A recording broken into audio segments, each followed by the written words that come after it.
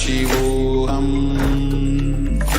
Om Nithyananda Paramashivoham.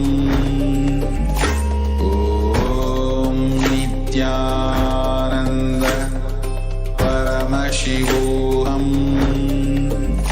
Om Nithyananda Paramashivoham.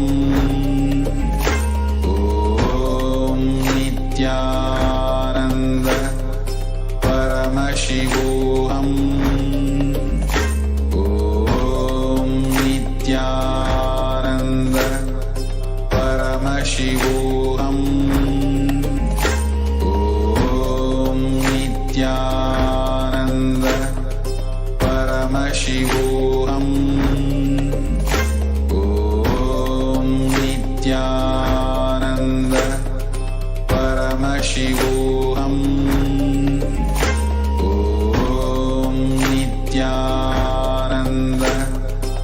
Paramashivoham.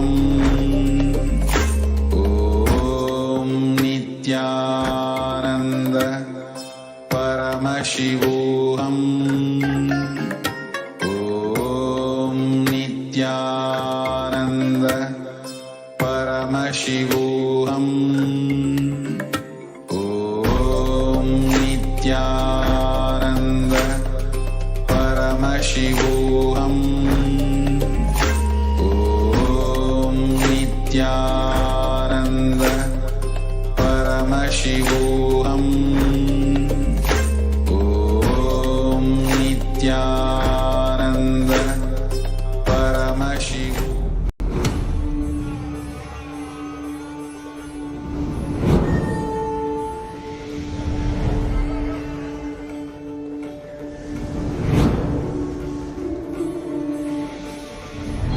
The time is ripe. The world is ready.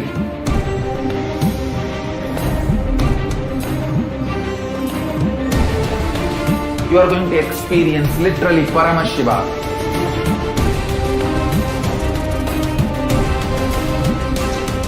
Most powerful, intangible but definitive, intense processes.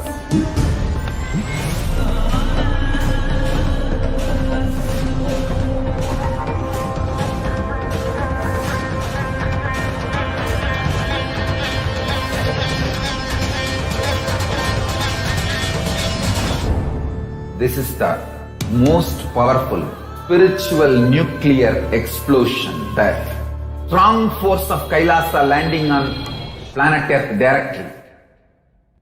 One thing I can be sure, you will not exist end of the program. I can guarantee that. Only Paramashiva will be there.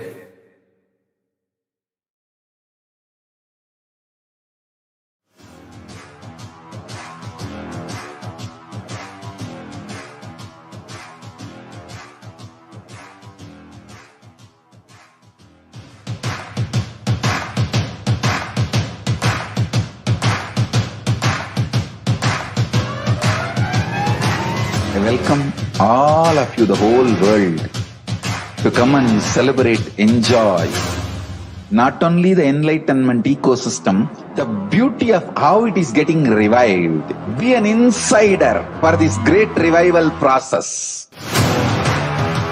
If you are an insider even for a startup company, you will understand not only the result of the company, even that being an insider is such a joy. Being an insider when it was happening is something extraordinary. So, I welcome all of you to come and be part of an insider of this revival of KAILASA, the enlightenment ecosystem, sovereign order of KAILASA, KAILASA nation itself. I request and welcome, invite all of you to become e-Kailasian. Get your free passport and make billions receive this free passport.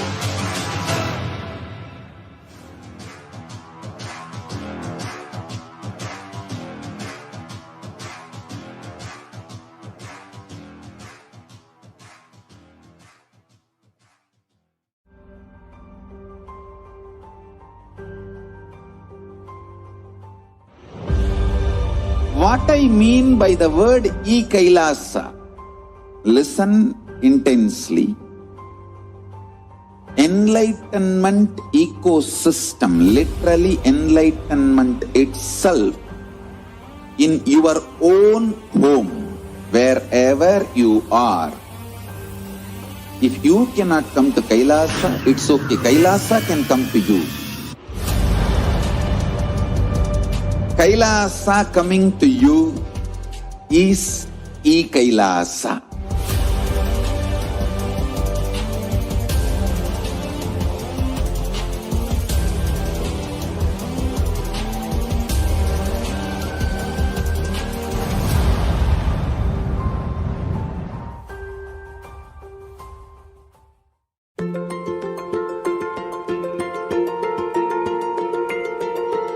KAILASA is the totality of the knowledge I received from my gurus and practice manifested in my life, perfected by teaching millions of people from all cultures, time zones, backgrounds, genders, nationality, race, from every creed.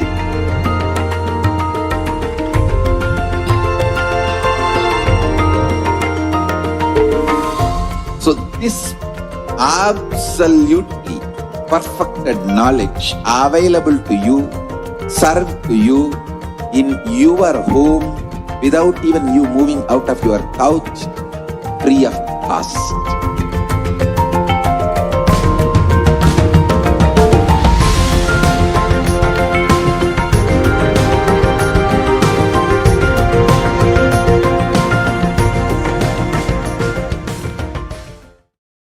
Modern science says that all that exists, whether manifest or unmanifest, is a probability.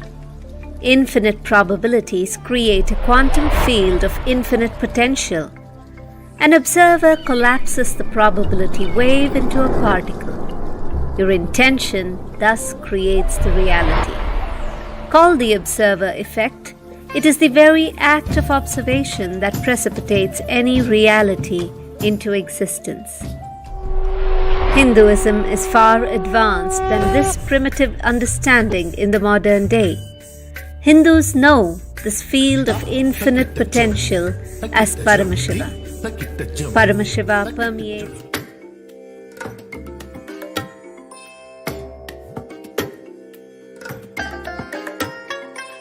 I bless you all. Let you all open all your three eyes and manifest Call the observer. the powers of Mahasannidhanam. Om Nithyananda Paramashivoham. Om Nithyananda Paramashivoham. Om Nithyananda Paramashivoham. Nithyananda Paramashivoham. Om Nithyananda Paramashivoham. Om Nithyananda Paramashivoham. Om Nithyananda Paramashivoham.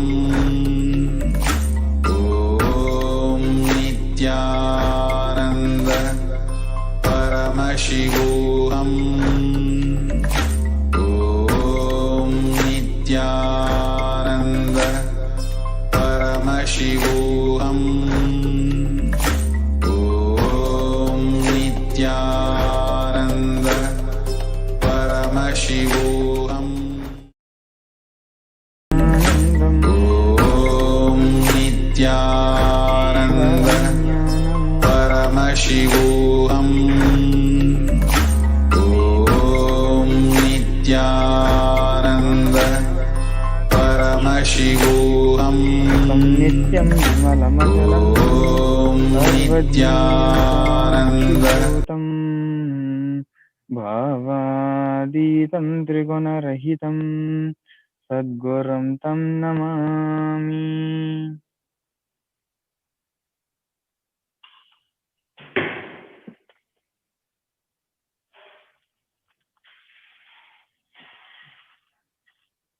Nithyananda. Welcome each and every one of you sitting here with us on Nithyananda TV, KAILASA's official TV channel. Swamiji, the Supreme Pontiff of Hinduism, Jagatguru Mahasannidhanam, His Divine Holiness, Bhagavan Sri Nithyananda Paramashivam, has taken the enormous responsibility to revive and bring back the Sanatana Hindu Dharma.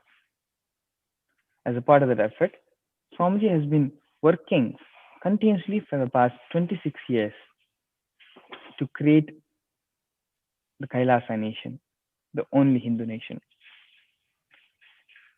As a part of Swamiji's revival, he is not only giving political legitimacy and spiritual legitimacy to Hinduism, but he is also making Hinduism user-friendly for modern era and for people of today's society.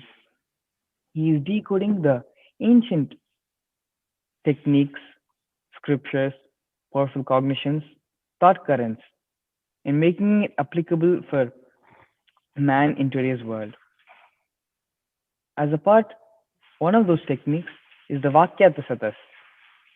Vakyatasatas is fundamentally where the Kandana and Mandana of the logic happens. The Kandana and Mandana mean where your logic breaks and new logic grows. So let us take a look here. Some of the facts regarding the Vakyatasatas.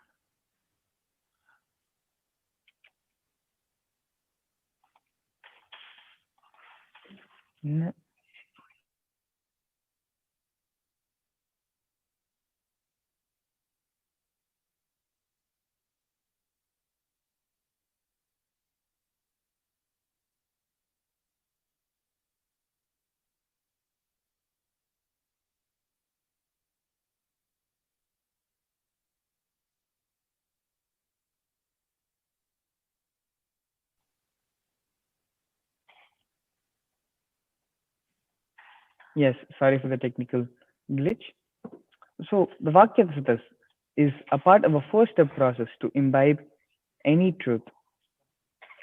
The first of the process, the first 25% of imbibing the truth happens when we listen to the truth from Master. It's more or less like when we consume food, when we intake it and it sits in our stomach, it sits inside us. That is the first 25%. And the second 25% happens when we do the manana, internalizing. We sit and contemplate about these great truths. And the third 25% happens in the Vakyatasatas, where the Kandana and Mandana, as we explained earlier, the breaking of the logic and the creation of new logic. The fourth 25% happens when we live these principles in our lives. So this is the four-step process, of which Vakyatasatas is one of them, in which is necessary to imbibe any of these truths.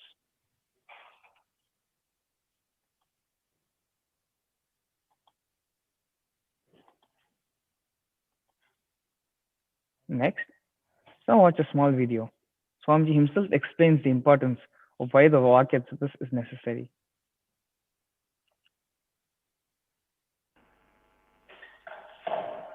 Listen, listen.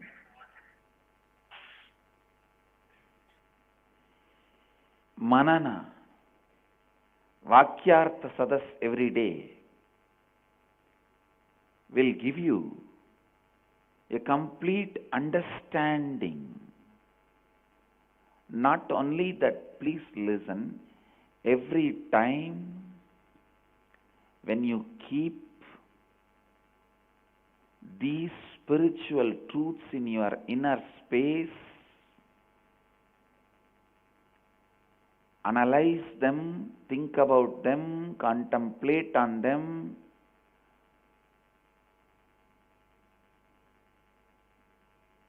every moment you spend on internalizing these great truths, your incompletions melt down. You are living Advaita. Understand, how much ever you struggle to find the solution externally, you will never find. You will never find the solution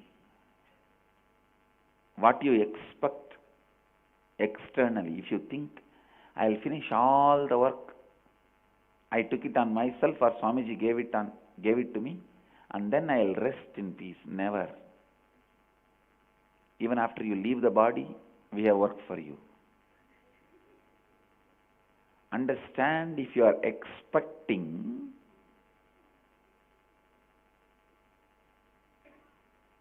the external solution, no. You need to be told you are a fool.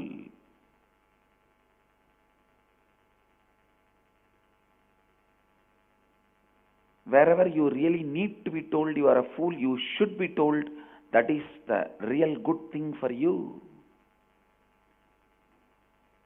If you have some disease, you need to be told you have that disease. Only then you will understand the seriousness and start taking medication. Manana, internalizing, is really, really, really important. Because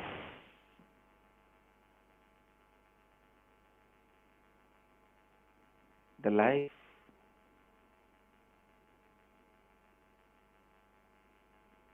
gets aligned to living Advaita with Manana.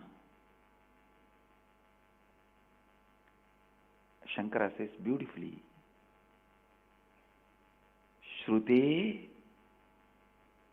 Shatagunam Vidyan Mananam Mananat Abhinitidhyasanam Lakshagunam Anantam Nirvigalpam.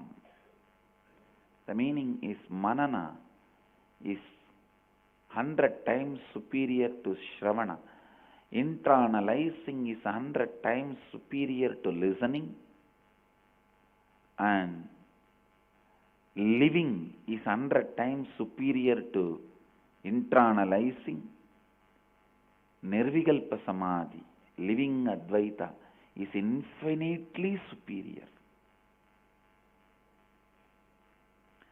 Please understand, you need to listen and internalize again and again and again. That is why I am insisting on Vakyartha Sadas. Even if there are 2-3 sannyasis in your ashram, start the Vakyartha Sadas. Slowly devotees will start gathering. Everywhere, in every ashram, every center, just like puja is compulsory, Vakyartha Sadas should become compulsory. More and more learning, more and more internalizing, more and more completion. Understand, other than the spiritual solution, there is no solution. How much ever you try to find any solution for any problem, whether it is personal, professional, organizational, intrapersonal, and interpersonal. Interpersonal is direct fight. Intrapersonal is cold war. You won't fight, but you will be waiting. See, it's like directly when you fight, it becomes like an equal fight. But I have seen many cunning fellows, they won't directly fight. They will wait. At some point, they will get that neutral person position. That time, they will use that position and attack. When somebody else is attacking him and he is fighting with somebody else, he is a neutral person. Now come on, use that and attack.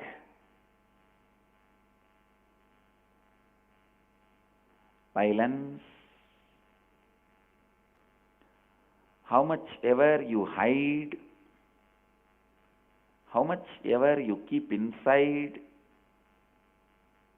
and how much ever cunningly you plan, finally it is going to stink inside you, not anybody else.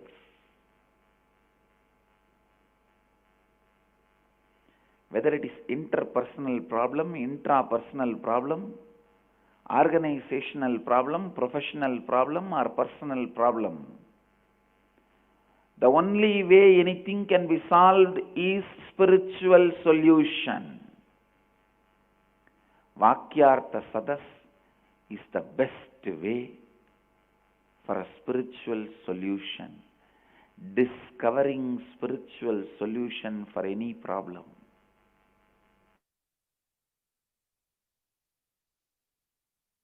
Yes, very beautifully Swamiji explained how for whatever the problem you may be facing in your life, be it spiritual, be it personal, professional, you name the problem. Any solution can only be found when we look inside ourselves. Fundamentally, it is how we perceive life. And when we change the cognition of how life is perceived by us, naturally, the external factors, everything will change.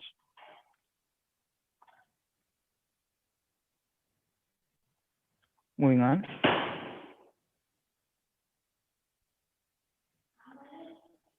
A guru-disciple relationship.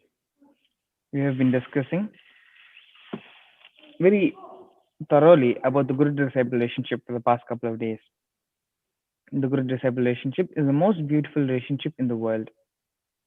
The relationship is so beautiful that the word relationship itself won't do any justice to the experience.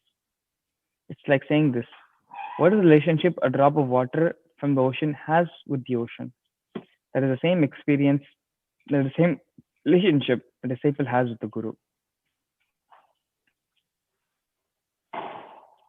With the Nithyananda celebrations going on, this is the perfect time and opportunity to remember and recollect our journey and social moments with our Guru, Supreme Pontiff of Hinduism, Swamiji himself.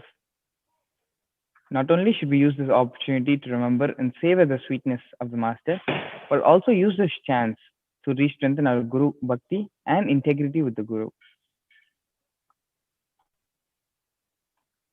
So here we have another, previously, as we have discussed in the Vakyasatas, we have discussed the sweetness of the Guru-disciple relationship and why it is important for each and every one to have the Guru in their life. We have shared our Parabhakti moments and stories with Swamiji and how the feeling connection with the Master was kindled. We've also discussed how the relationship with the Master is different from all the other relationships we have in our life.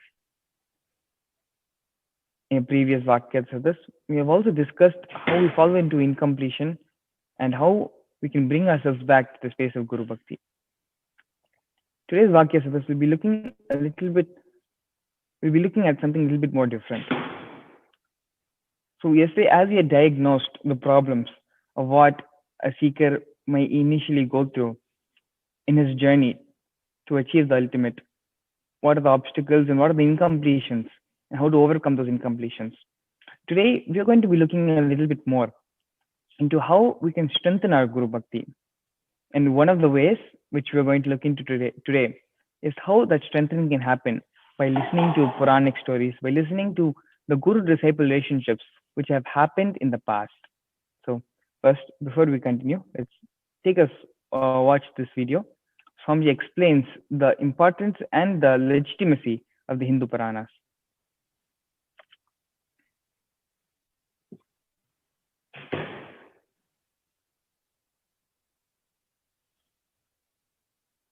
The reality you experience in your life starts in you as subjective truth. If you are experiencing richness now as your reality, this has started in you as a subjective truth at some time.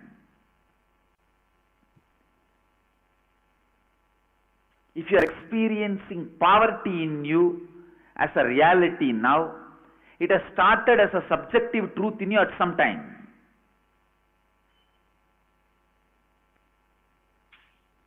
Maybe the poverty would have started as an incompletion. I don't want to use the word subjective truth for it, because there is a difference between subjective truth and incompletion. Incompletion, by more and more remembrance, which makes you weak and expresses itself as reality. Subjective truth is, by remembering it, it makes you more and more stronger and expresses itself as reality. Understand? Whether incompletion or subjective truth, listen. Incompletion or subjective truth, by more remembrance it becomes reality. Anything which weakens you and makes itself reality is incompletion. Anything which strengthens you and makes itself as reality is subjective truth. By remembrance which binds you is incompletion. By remembrance which liberates you is subjective truth. Arunachala is the subjective truth. Because Smaranat Mukti, by remembrance liberation, by remembrance liberation, Smaranat Mukti, just by remembering anything that grows in you and strengthens itself and strengthens you and becomes reality. I tell you, all our Puranas are all subjective truth. When you say, when Puranas say, Krishna just picked up the whole Govardhana hill with his little finger, it is a truth for the people who want to live that.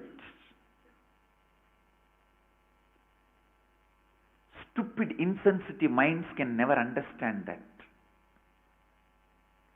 Stupid, insensitive minds can never understand it.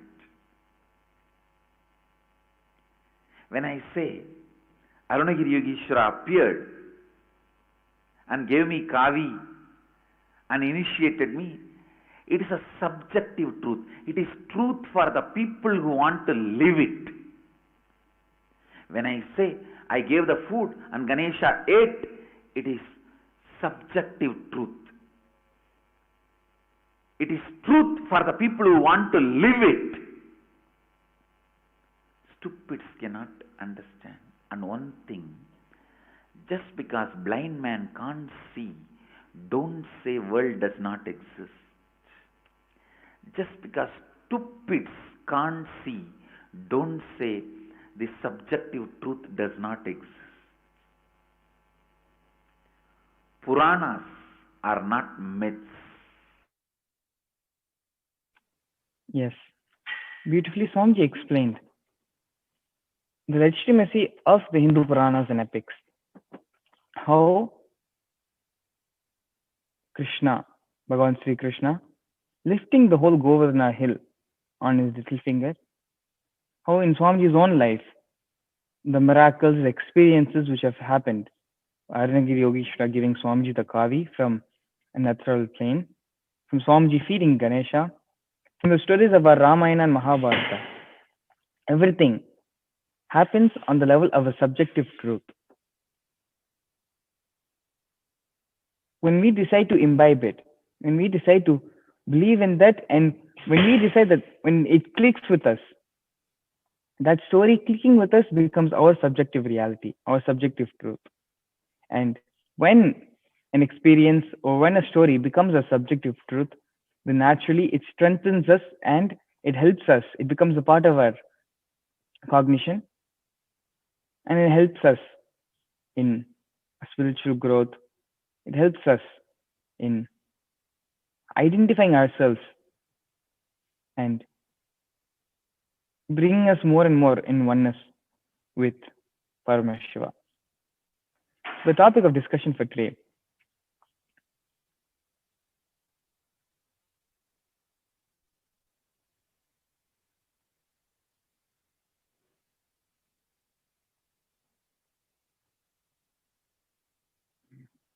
The question which we've placed before us today: when you listen to a story of a guru-disciple relationship, how are you also put into that space of Guru Bhakti? Which story has strengthened your Guru Bhakti the most, personally? So this is the question we have. Let me read out the question again.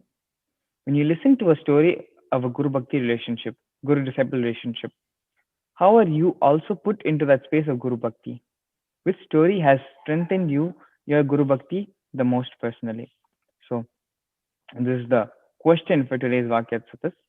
Now, before we enter into the Vakyasatas, go ahead and take a few moments, introduce ourselves, who are joining us here with us on the panel, along with me, myself, Srinitya Mangalananda.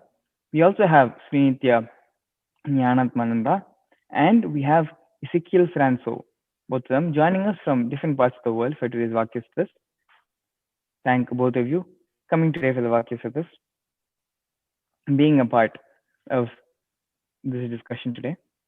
So, in a few words, let me go ahead and introduce myself.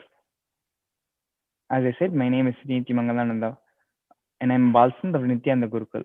I joined the Gurukul back in 2012, and prior to that, I was born and brought up in the United States. This is a little bit about me. Now, Srinitya Nyanatmananda, you can go ahead and you can share a few words about yourself for all our viewers sitting here with us today. Please go ahead. Nithyananda Maharaj, thank you. Nithyananda, everyone. Yes, my name is Sri Nithyananda Atmananda. I'm an initiated disciple of Bhagavan Nithyananda Paramashivam, and coming from Canada, and was living as a elementary school teacher and a computer engineering technologist earlier, and decided there had to be something. There was a bigger undercurrent. There was a lot of factors in children's lives and teachers' lives that weren't getting solved. That wasn't getting solved in the schools. So I started looking for why, and if there was a solution anywhere, if humans had ever recognized this before, and if so, what did they do? So it slowly led. I started doing some meditation in 2007, and I saw Swamiji on YouTube in 2008, and went to Inner Awakening in 2009, where I had the experience of the solution. So after searching for about 10 years, finally had the experience that life is real and it's possible to be free of sufferings and limitations. So yeah, that has grown till today, and now just focusing on what to do about the problems that the world is facing on a day-to-day basis, and building the space of powerfulness there, and what are the specific projects and how to execute, and just really, really, really learning how to really be an enlightened being, how to live as an enlightened being. So it's all Swamiji's initiation has given that possibility.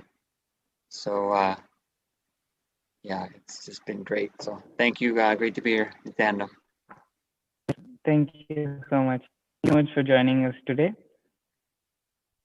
Next, we also have Muraliya joining from Chennai. Yes, Nithyanandam. Yes, So yes, my name is please go ahead. Ezekiel. I've known Swamiji for about 2 years now, I believe so. When I first got introduced to Swamiji, it was through YouTube. At the time, I was going through some inner world changing. I was really interested into exploring consciousness and the possibility of enlightenment. Actually, I remember the way things unfolded in my perspective was that I was in such a space where I decided consciously, I sat on the edge of my bed and I'm like, let me get enlightened, whatever that may be. And soon after that, Swamiji came on YouTube, and then after that, a couple of weeks later, I heard that there was a temple in LA, which is where I was living at the time, and so I decided to go check it out because I knew they were trying to start a university there, or they're starting a university there, and that seemed interesting to study yoga. But the moment that I entered the temple, just the energy of the place, it really, I fell in love. I had never experienced something like that from being somewhere. Like, I've experienced things internally, but never by being in a space like that. And it's very auspicious actually that I'm here for this topic, because I never thought I would be devoted to anything. Bhakti to me, it seems so foreign. I was very, very, very intellectual, very logic based, and to me, I never thought that would be me now. But I remember consciously I asked Swamiji, give me devotion. I want to know what that is. And he did. And I feel like it's taken me on an intense journey, and it just gets strengthened more and more. And yes, definitely the stories that other devotees share, you can feel the space in which they were in at that time while they were telling the story. It's like you go back in time and you're kind of living it with them energetically. Yeah. Yes, thank you so much, Sanso. Such a beautiful sharing. Yes, actually, I also feel the same way. When a story is narrated, or when you listen to a story and someone is narrating, it's not just something which are like age-old tales of Puranas, but even, a fellow disciple or fellow devotee, when they narrate or share an experience they had with Swamiji, it's like you're also living that same experience along with them. Yes, that's such a very beautiful point. Thank you so much for being here with us, and thank you so much for your sharing. So we also have Murli joining us from Chennai, India. Please go ahead and introduce yourself for all the viewers. Thank you, Maharaj. Murali from Chennai here. I have been with Swamiji from way back in 2013. And it was through an inner awakening program that I got introduced to Swamiji. Though now looking back, I somehow very strangely feel that I have known Swamiji even before that. And it has been a very memorable journey since then, because a lot of miracles have happened, and I have shared some here in the previous Vakyas and sessions. As on date, I have chosen teaching and training as my profession, prior to which also I was in the education field, but in a different line. And after coming to Swamiji,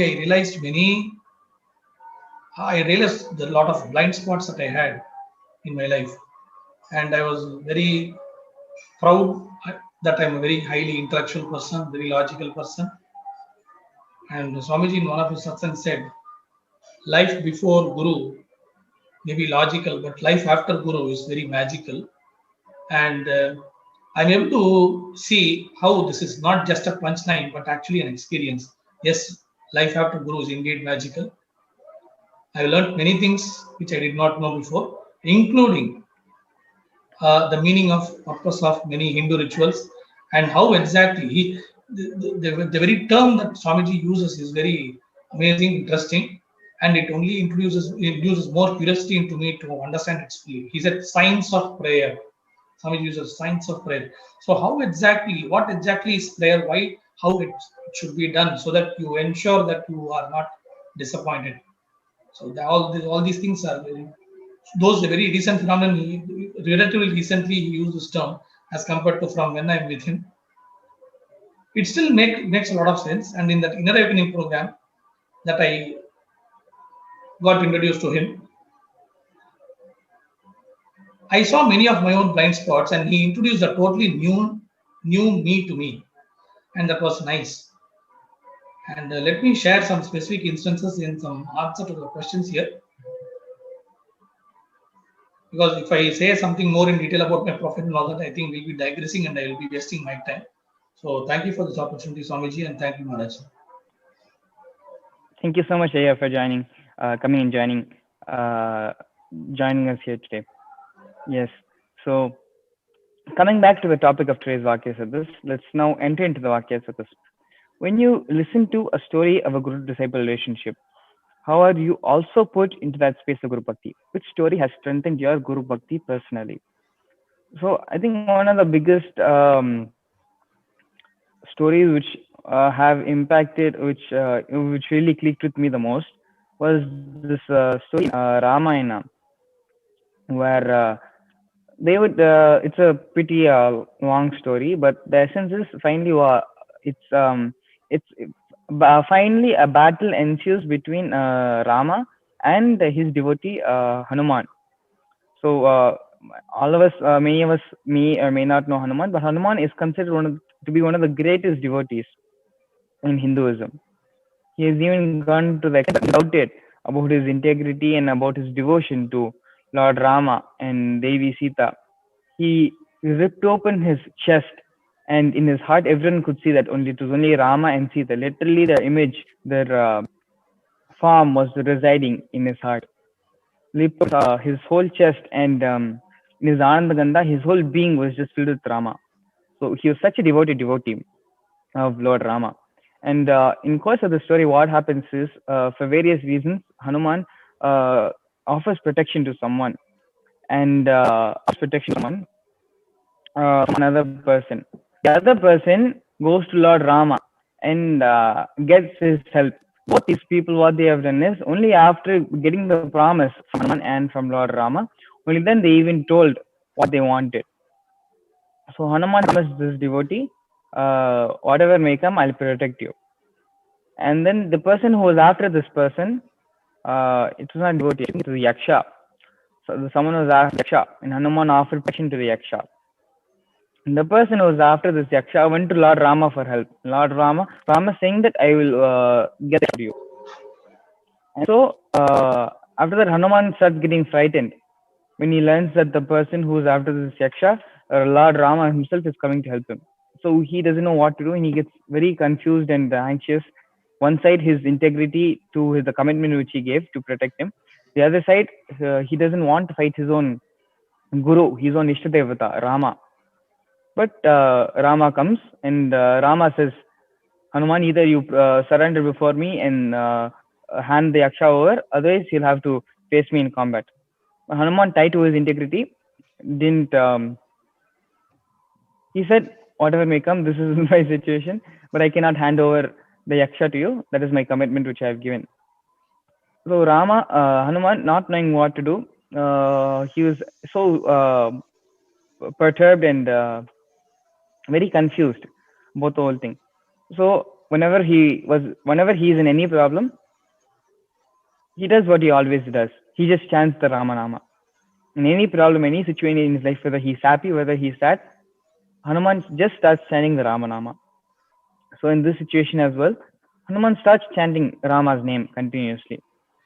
After some time, when Rama understood that Hanuman is not going to submit himself, he starts shooting arrows after arrows. But all the arrows go and land in Hanuman's feet. Some arrows go, transform themselves, and become flower garlands for Hanuman. Rama will be very surprised, and he won't understand what's going on. And then correctly, as perfect as ever, Narada comes in the correct timing and explained to Rama that it is not your astras which are at fault, but it is the devotion of Hanuman. The power of the name he's chanting is more powerful than the person who uses the name itself. The name of Rama is more than just his name. When you take the concept which Narada was explaining, it is the power of Hanuman's devotion. The power of his devotion was such where even the master himself could not interfere in the devotee's life. Rama's name was even more powerful than Rama himself. Rama himself was not able to do anything to his own devotee who was chanting and seeking his refuge. So this is a very beautiful story which which really had impact in me, where your devotion to the Guru is more stronger than the Guru itself. Another story which was told when I attended the Kalpataru program a couple of years back. One person had decided to achieve enlightenment, and he was sitting in a forest, and he decided the next person who crosses my path, I will declare him as my Guru, and I will fall at his feet, and I will achieve moksha through him. So the next person who crossed his path was a robber, was a thief who was trying to escape from the police at the time. So this person, he grabs that robber's feet and says, "You are my Guru now. Please instruct me what I should do. Please lead me on the spiritual path." The robber will become so irritated with this distraction and obstruction of this person. He just kicks him and says, "Just sit here for the rest of your life." And he goes off. So that person, he just sits. He sits. And by the next time, after a couple of years, when the robber crosses the same path, that same person is enlightened.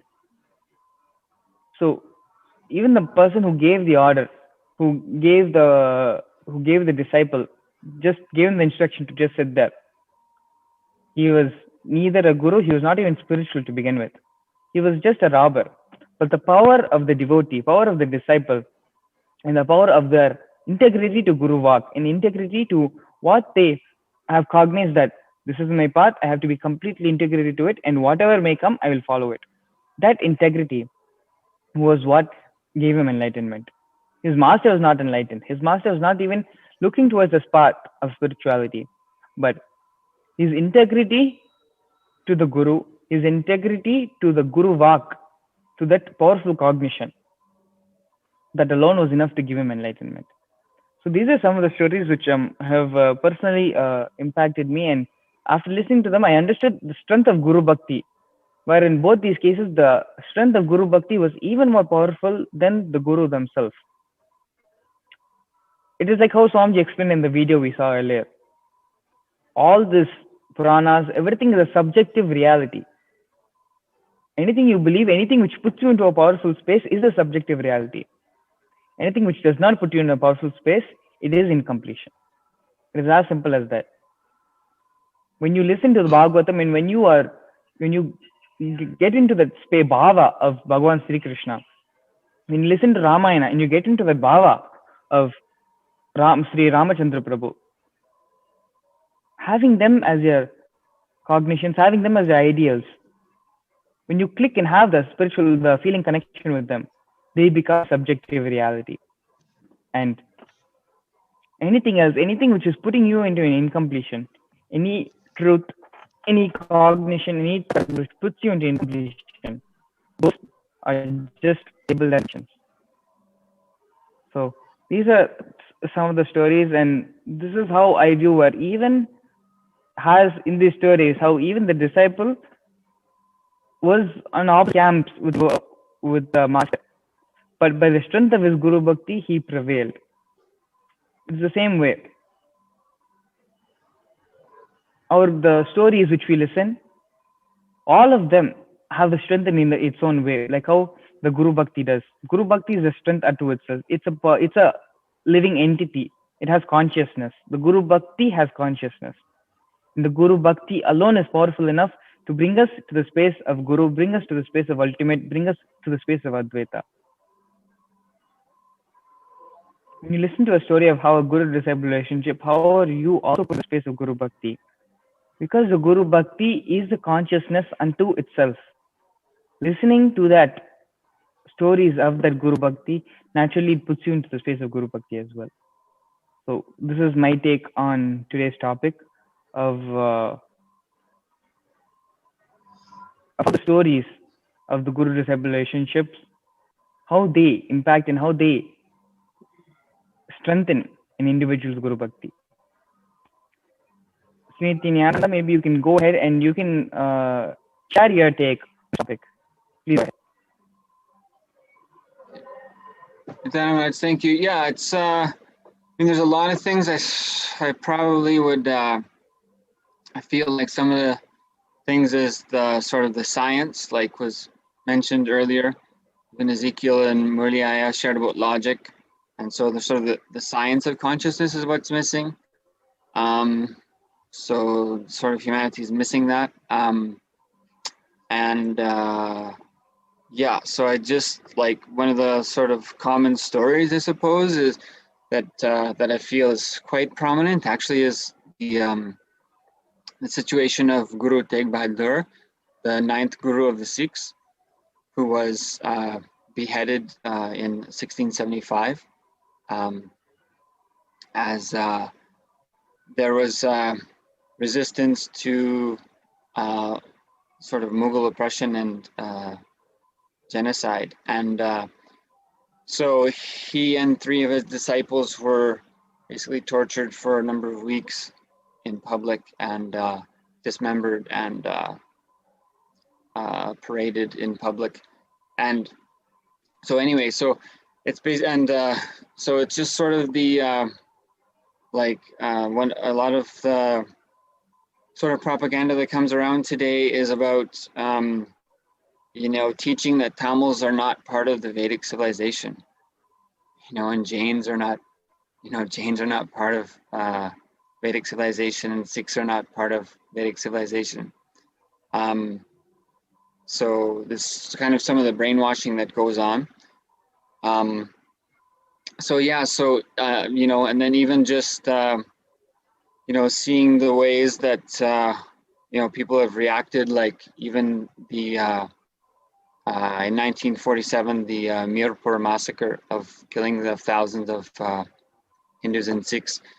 So one of the sort of more sort of well-known, you know, instances of Guru and disciples is with Guru Tegh Bahadur. And so, you know, there's pictures of them being boiled alive and being held in a cage and basically cut to pieces over a number of days.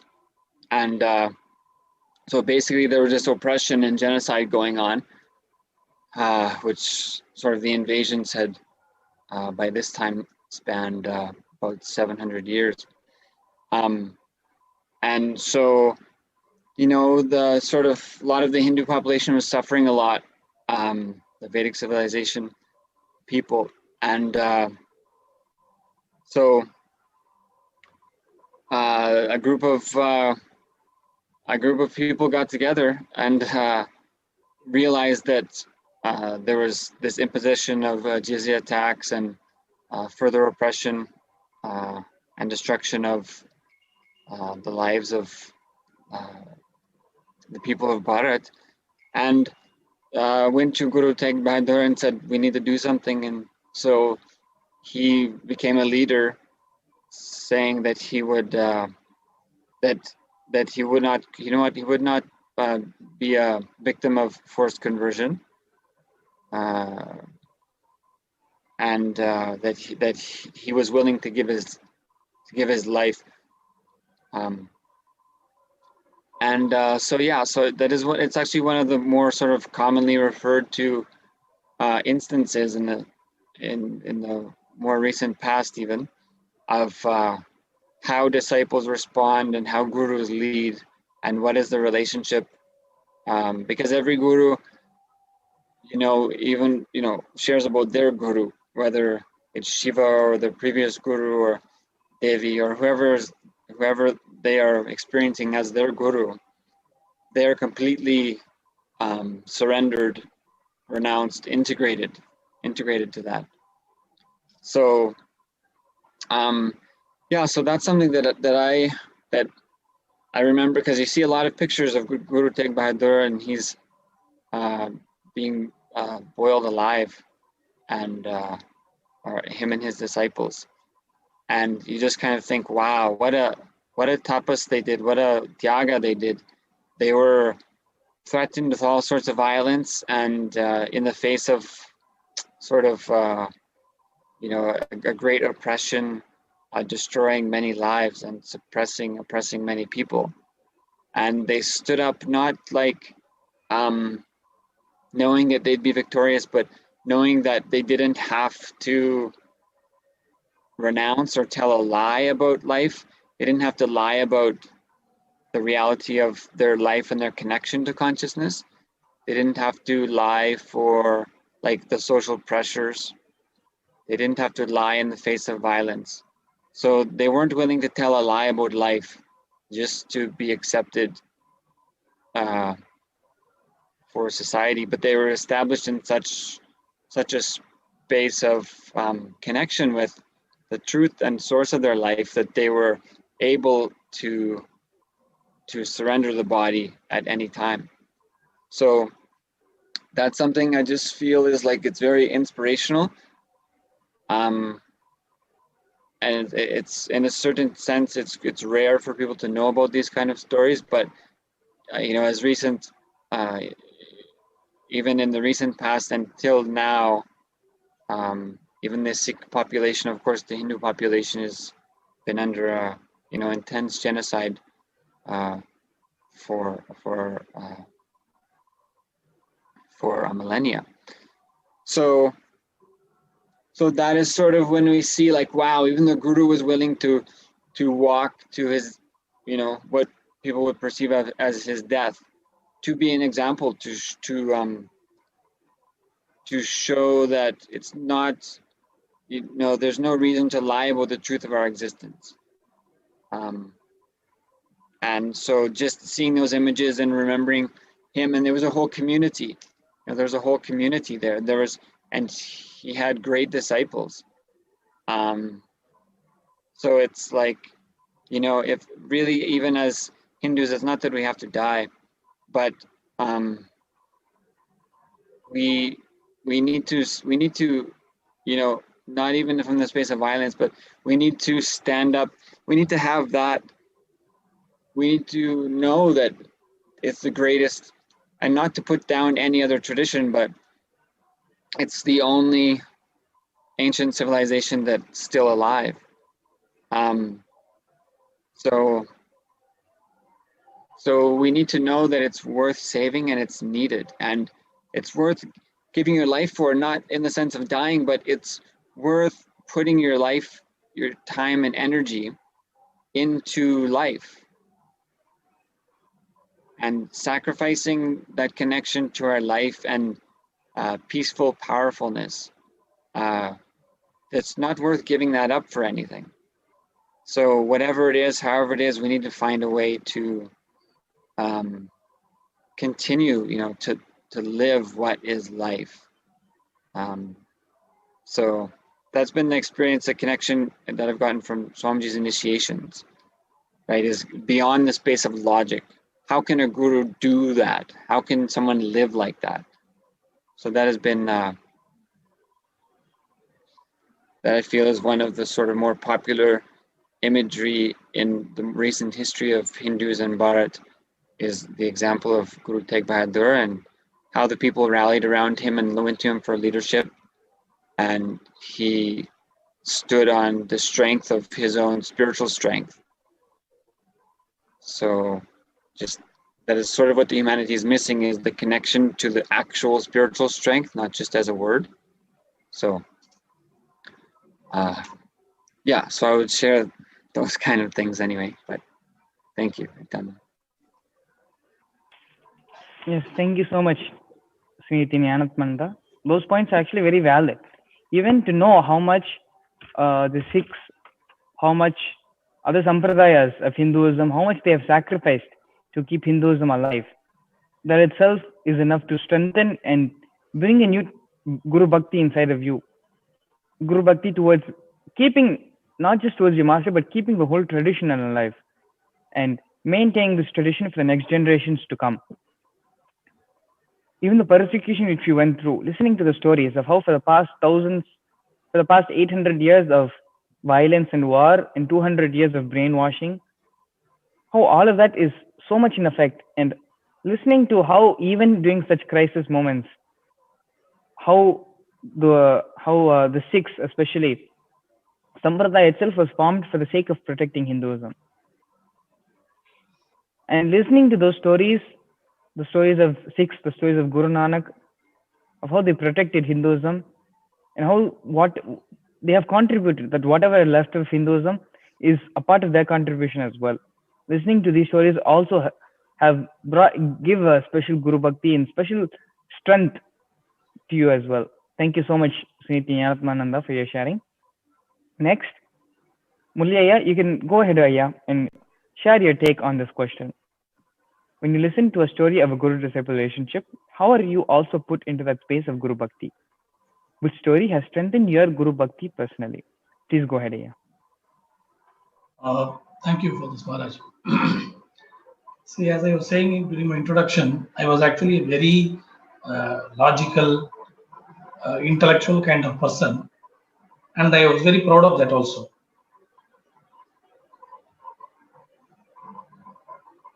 And it is during the inner awakening that actually my logic got deflated, my ego got punctured, and Swamiji made me realize there is a much larger, deeper world out there which is way beyond my logic.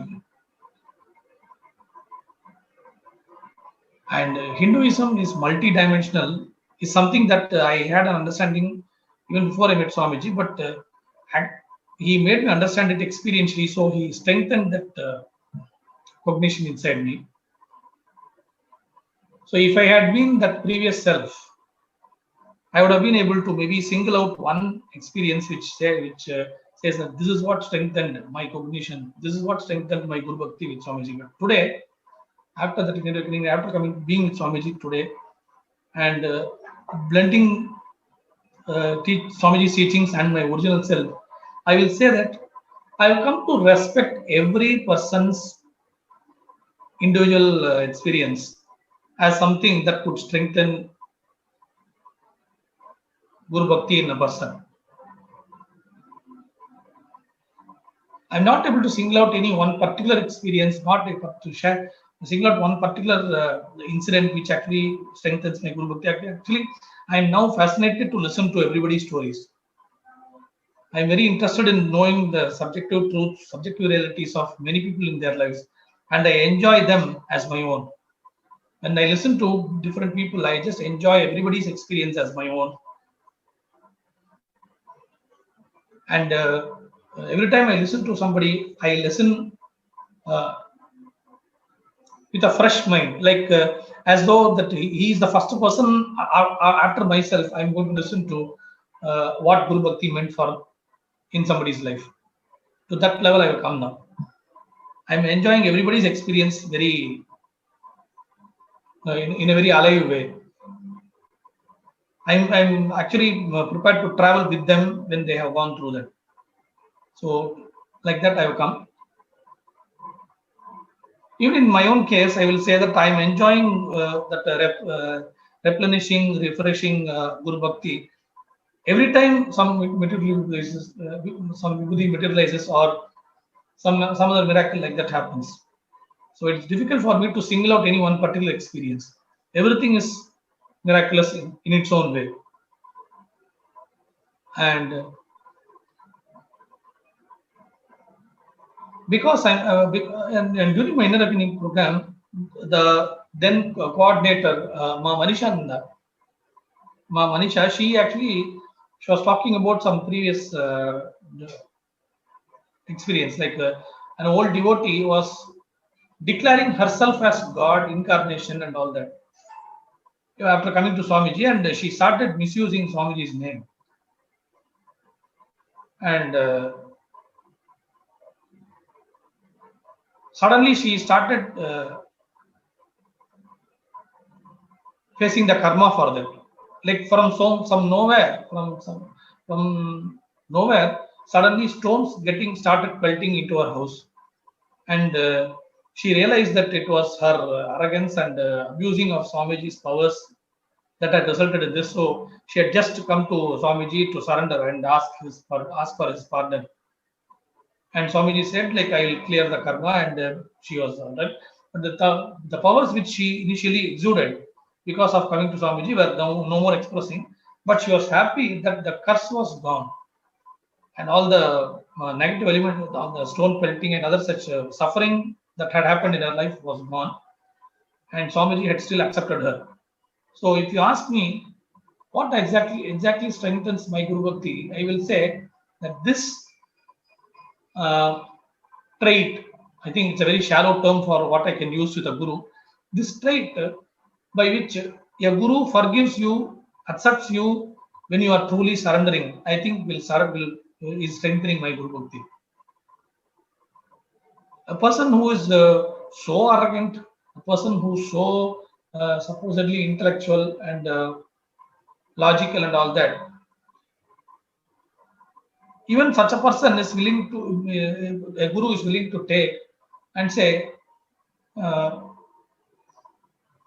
you are still my disciple. And that happens, I will say, is because the Guru's logic, the Guru's way of looking at life, everything is much deeper. He is strengthened on, Guru stands on the ultimate truth. And so he is able to see the shallowness of the human logic, the human mental way of looking at things, human logic way of things, the mundane way of looking at things. So that's a much deeper perspective. And so it is that deeper cognition of life, his standing on the ultimate truth, and so his ability to see how anything will anyway fall in front of where he stands, in front of what he stands for, in front of what he means to do for me, even without me saying yes to it. In a way, only my readiness is the one that is standing in front of, that is standing in the way of his happening in my life. To that extent, the Guru is so compassionate, and so I have to do it immediately. That Guru stance, like what I shared yesterday, I have nothing to gain from you, only you have to gain from me. That stance of the Guru, that he is all there for you, I think that trait of the Guru is what strengthens me, however much I throw tantrums and move away from him, because he is there for me and only I am not saying yes to him. So it's I who has to complete, and there's nothing for him to do anything more. So that behavioral trait of the Guru, I think, is what is just keeping me alive and my Guru Bhakti alive. So otherwise, if you want to talk about any experience of another Guru-disciple relationship, whether it be Prabhupada or Arjuna to Krishna or any other Guru to our own Swamiji, I'm not able to name any one particular Guru, any one particular disciple relationship like that. It is the Guru for what he is, that itself is strengthening my Guru Bhakti for my Guru, is what I will say. I think I made my point clear. Thank you.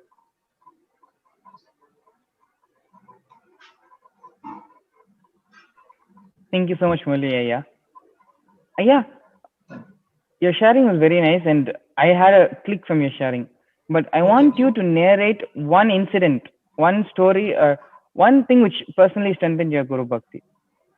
What is one subjective truth which you still carry today, and it's still a subjective truth for you? Listening to the story again and again, it brings you back to the space of Guru Bhakti, and it strengthens your own Guru Bhakti. Can I have time to think? Yes, yeah, please go ahead. In the meantime, yeah, when you, if, no, yes, yeah, please take your time. Guru Bhakti is something which you need to experience with the Guru. It's not something which you can have all by yourself. Even if the story is everything we've heard of, the Guru was still actively involved. Actually, in Hinduism, we have the mantra, Sahana Bhavatu, Sahana Bhunaktu, Sahaviryam Karavavahi.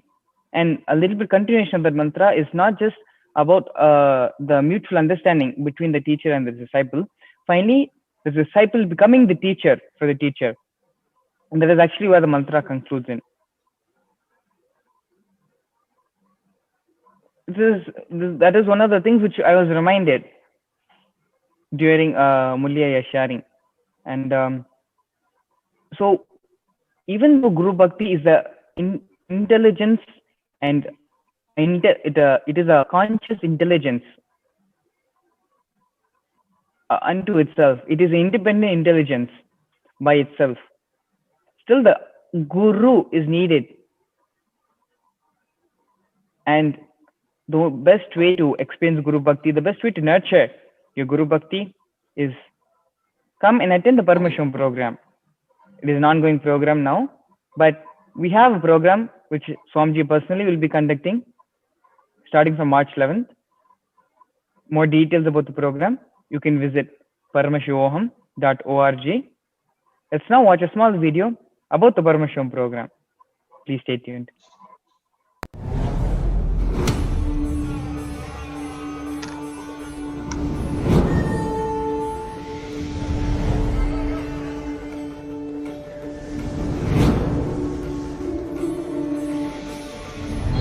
The time is ripe.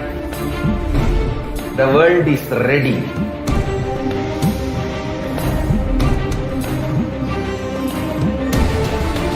You are going to experience literally Paramashiva.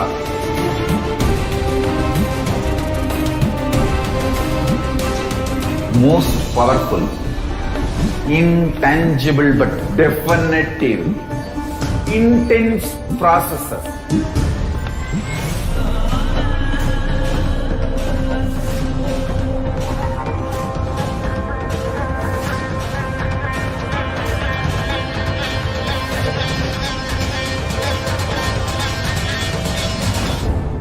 This is the most powerful spiritual nuclear explosion, the strong force of KAILASA landing on planet Earth directly. One thing I can be sure, you will not exist end of the program. I can guarantee that. Only Paramashiva will be there.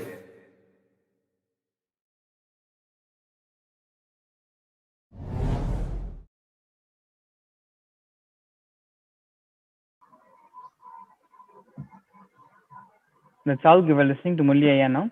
Ayya, please go ahead, Ayya. Thank you, Maharaj. See, I never realized this until somebody told me. They were all, even before this, I had actually been asked by many people about how they had a very strong connection with Swamiji. They felt greatly connected and all that. I never realized this. Because, as I said during my previous sessions, Swamiji woke me up during my sleep on the day of the inner awakening, my first day of the inner awakening.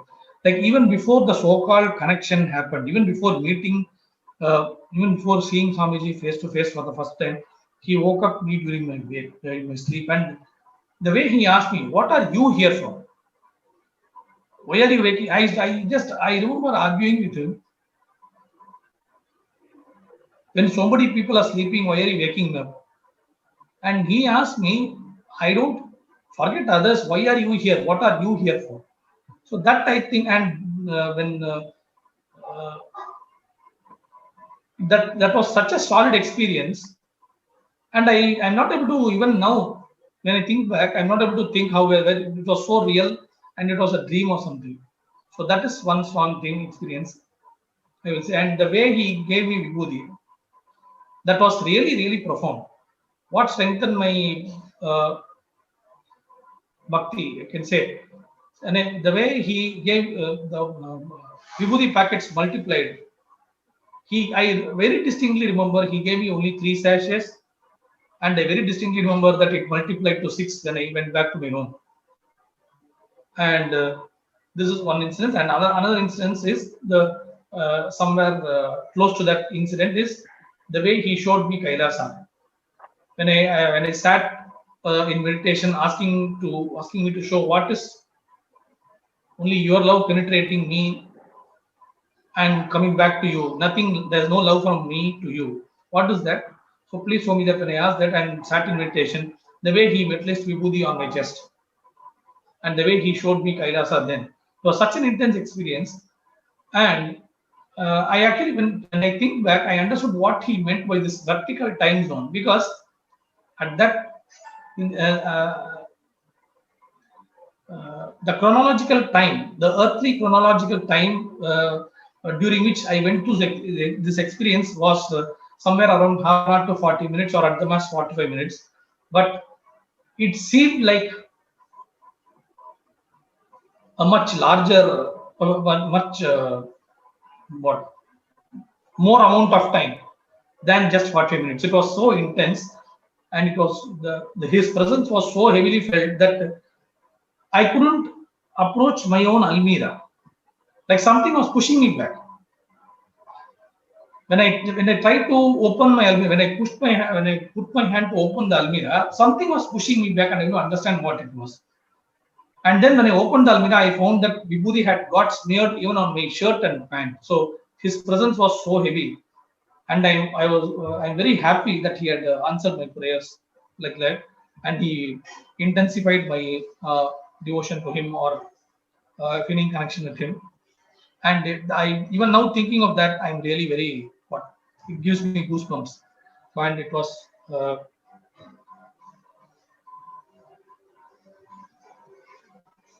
and I also had a death experience in my own room. Like he gave me death experience as an initiation during my enriching program. But apart from that, I had got my own death experience also. I don't know how it happened. Suddenly one fine morning, it happened. During one Sunday afternoon, lazy Sunday afternoon, I felt that experience. So many instances have happened where my bhakti to Guru Bhakti was strengthened towards Swamiji. So all these instances feel that his intelligence is still there alive with me. In fact, when I started doing the Guru Puja, when I started doing the Pratyaksha Puja, Father Puja every day, I used to see him dancing. I used to see him doing Bharatanatyam around me. I don't know how or why, but it was so nice. All this, the way he showed this Bharatanatyam gestures, he used to dance around me. He used to celebrate my doing puja is what I felt, I used to feel, and that was also nice. So all these instances actually centering my feeling connection with him. I think I've answered. Like it's not a logical thing. Though I'm just saying it afterwards, it's not a logical thing. It's really I'm not unable to put it in a very in a way that other people also relate to it. This is the best thing I can do for considering that time constraint. Thank you for giving me time, Maharaj. Thank you so much, Aya, for sharing. And we'd like to thank all the other panelists as well. Thanks, Nithyananda Paramashivam and Ezekiel Franco, both of you, for joining today for the Vakya Satas.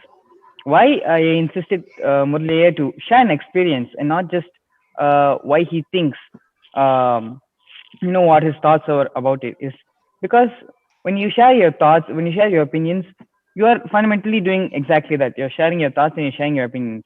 But when you narrate your experience and when you share any story, you can take any story, the end of the story, you are also in that space. So part of this Vakya is more than just discussing. It is more about putting ourselves and putting the rest of the panel as well as our listeners in the space of Guru Bhakti. And it's more like really in a practical application, showing that Guru Bhakti is much more powerful than just you sitting and trying to have a feeling connection with the master. As Swamiji beautifully says, the feeling connection with the master starts from the master himself. The love which he flows into us, that goes into us and turns back and becomes love towards the Guru. It's the same when we share experiences and stories about Guru-disciple relationships and about the Guru Bhakti and how it has manifested in different people's lives. It speaks for itself. It speaks volumes, and more than how much you can do to convince a person about Guru Bhakti, more than how you can speak how much ever you want, and that person may be someone as close to you as your mother or your maybe your child, or that person may be someone who's a complete stranger. But at least as per me, the best way to enrich them, give them the experience of Guru Bhakti is to share stories of Guru Bhakti, either from your own life or from the life of great masters, great personalities from our Puranas and from our scriptures. So again, we'd like to thank all of you, the rest of the panel, for coming and joining and being a part of today's Vakya Satas. It's time now to prepare ourselves to receive Swamiji, the Nitya Satsang. Please sit with your head, neck, and spine in a straight line. Close your eyes and bring your awareness into your Ananda Gandha. Visualize Swami sitting there in your Ananda Gandha as Paramashiva with the 25 heads and 50 hands.